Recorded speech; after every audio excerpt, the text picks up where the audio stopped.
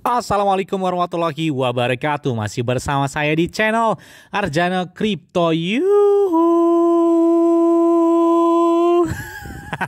Hai, why? Apa kabar kalian hari ini? Semoga kalian hari ini luar biasa karena market lagi bullish. Oh, akhirnya setelah Bitcoin dan beberapa altcoin 3 hari ini koreksi, akhirnya Bitcoin tembus lagi ke angka 42.800.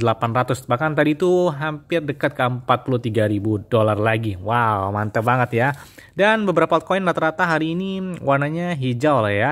Dan dominan banget pemompanya di atas 5% rata-rata nih ya. Wow, oke, seperti biasanya hari ini saya akan memberikan informasi terbaru dan terupdate tentang perkembangan cryptocurrency. Oke, di saat Bitcoin ETF Spot semakin dekat untuk disetujui, sepertinya sih disetujui ya. Prediksinya itu di antara tanggal 5 sampai dengan tanggal 10 Januari 2024. Karena akhir-akhir ini feedbacknya udah kelihatan banget ketika ada kekurangan, kemudian dilengkapi, kemudian diperbaiki lagi, dan diterima lagi. Jadi ini sepertinya arahnya sih ke persetujuan ya, disetujui ya.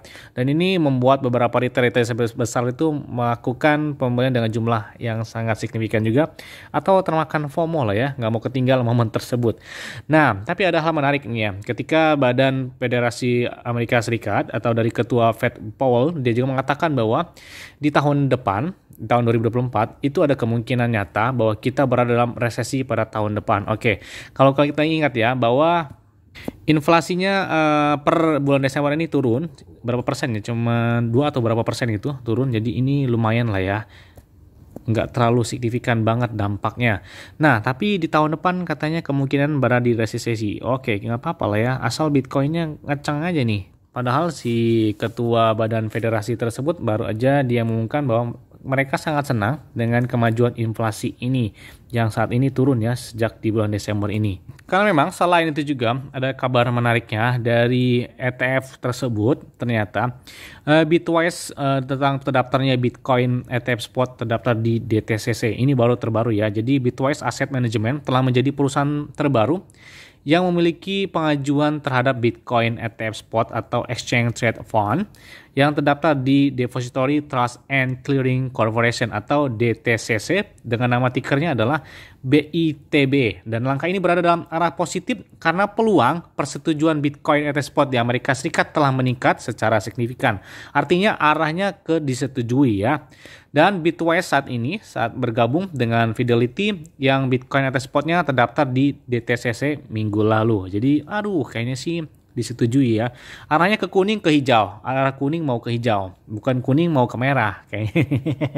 Oke, kita tunggu banget ya. Dan banyak sekali memprediksi bahwa termasuk Robert Kiyosaki bahwa Bitcoin itu bisa mencapai dengan 140 ribuan dolar. Bahkan melebihi dari ATH baru mereka. Oke, kita tunggu banget. Apalagi halving bakal terlaksana kayaknya di bulan April ya. Kalau kita lihat hitungan dari halvingnya kayaknya sih bulan April tahun 2024 mendatang. Biasanya setelah halving terjadi ke ATH lagi. Ini dilihat di dalam riwayat beberapa tahun terakhir. Oke, kalau kita lihat di sejak tahun 2012, kemudian 2016, 2020 halvingnya, kemudian pemompanya di ATH-nya di 2021, dan di saat ini di tahun 2024 prediksi mereka di tahun 2024 itu akhir atau di tahun 2025. Oke, kita tunggu aja nih.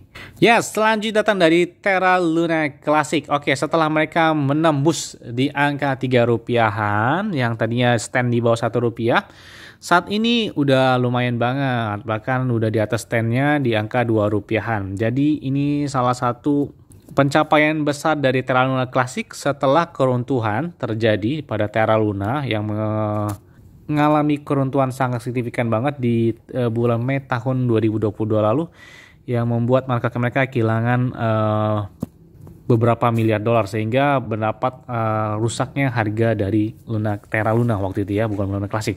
Tapi saat ini sejak Terra Luna Classic dipegang oleh komunitas, mereka perlahan-lahan bangkit. Apalagi mereka juga didukung oleh salah satu pertukaran dengan market cap terbesar di dunia, Binance, untuk sistem pembakaran dari Terra Luna Classic tersebut. Kemudian saya baca ada beberapa semacam komunitas yang ingin mengembangkan Terra Luna Classic intinya ya, karena memang mereka dikembalikan lagi pada komunitas untuk dikembangkan dari Terra Luna Classic dengan mengajukan beberapa proposal termasuk sistem pembakaran mereka. Oke, di sini ada beberapa wacana bahwa kesalahan mereka atau dari komunitas sendiri itulah tidak membeli USDC karena memang keinginan mereka itu tujuan utamanya sebenarnya adalah untuk memompa dari Terra Luna Classic.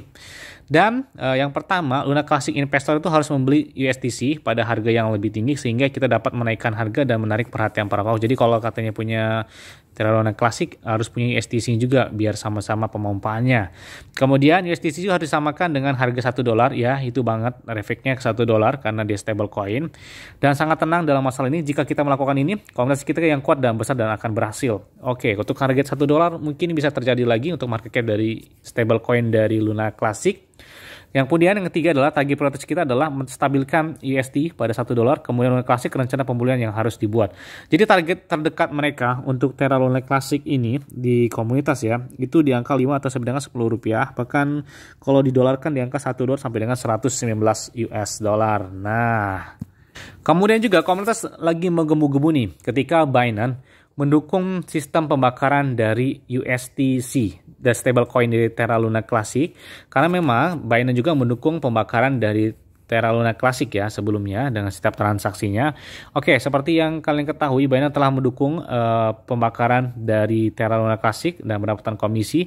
Dan mereka juga berharap dukungan dari komunitas agar Binance juga dapat melakukan pembakaran terhadap USD coin mereka, nah atau stable coinnya. Makanya ini diharapkan banget. Dan kita tunggu aja kalau misalkan Binance mendukung lagi, wah kayaknya mungkin bisa terjadi lagi nih ketika USDC harganya bisa stabil ke angka $1 lagi. Nah, karena memang hashtag tentang Binance Born USDC itu udah rame banget di Twitter atau di platform X. Itu memang dicanangkan oleh komunitas dari Terra Luna Classic sendiri. Dan lebih semangatnya lagi, Terra Luna Classic sudah melakukan pembakaran senilai 85 miliaran token Terra Luna Classic lebih ya, selama sejak peruntuhan terjadi di bulan Mei tahun 2022 lalu. Dan ini bakal terus meningkat karena pembakaran ini terus terjadi, artinya tidak tiap bulan, tapi tiap hari itu tetap berjalan karena setiap transaksi di dalam pertukaran Binance dan beberapa pertukaran lain termasuk Kraken, ada juga beberapa komunitas yang mendukung sistem pembakaran dari Terra Luna Classic itu setiap hari selalu melakukan pembakaran dari Terra Luna Classic. Bahkan ada hal yang menakjubkan lagi nih ya. Oke, berita dari Luna Classic bahwa rute yang dibebaskan secara hukum untuk melakukan pembakaran 800 juta USD coin atau stable coin mereka untuk kebangkitan dari Terra Luna Classic. Nah, jadi validator Terra Luna Classic itu mengusulkan rute yang memungkinkan secara hukum untuk melakukan pembakaran sekitar 800 juta USD coin. Wow, ini gunanya adalah untuk menghidupkan kembali token ekosistem mereka. Dan ini stable coin mereka, USD coin ini lagi heboh banget untuk dilakukan pembakaran. Karena validator menyarankan beberapa rute tersebut ketika USD coin itu dilakukan pembakaran. Bahkan mereka minta legalitas secara hukumnya senilai 800 juta USDC. Wow, mantap banget nih ya.